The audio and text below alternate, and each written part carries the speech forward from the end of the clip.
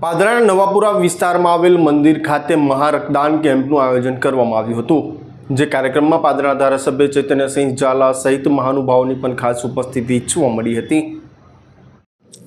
વડતાલવાસી શ્રી લક્ષ્મીનારાયણ દેવ શ્રી હરિકૃષ્ણ મહારાજનો 200મો પાટોત્સવ તેમજ વડતાલ દેશ ગાદી પીઠાધિપતિ પરમ પૂજ્ય ધુરંધર 1008 સનાતન આચાર્ય શ્રી અજેન્દ્ર પ્રસાદજી મહારાજ શ્રીનો 75મો અમૃત પ્રાગટ્ય મહોત્સવ અંતર્ગત આંતરરાષ્ટ્રીય રક્તદાન શિબિરના ભાગરૂપે પાદરા ખાતે ભવ્ય રક્તદાન શિબિરનું આયોજન કરવામાં આવ્યું હતું।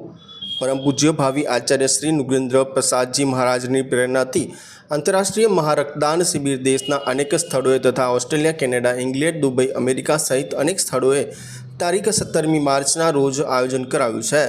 પાદરા ખાતે પણ યોજાયેલા રક્તદાનમાં પાદરાના સંતરામ મંદિરના મહંત શ્રી મોહનદાસજી મહારાજ તથા પાલિકા સદસ્યો સાથે પાદરાના ધારાસભ્ય ચૈતન્યસિંહ ઝાલા સહિત નગરપાલિકાના પ્રમુખ ઉપપ્રમુખ સહિત તમામ લોકો છે તે ખાસ ઉપસ્થિત રહ્યા હતા। ત્યારે પાલિકાના સદસ્યો સંતોષ પટેલ, સંકેત પટેલ સહિત અગ્રણી સંજય પટેલ ખાસ ઉપસ્થિત જોવા મળ્યા હતા।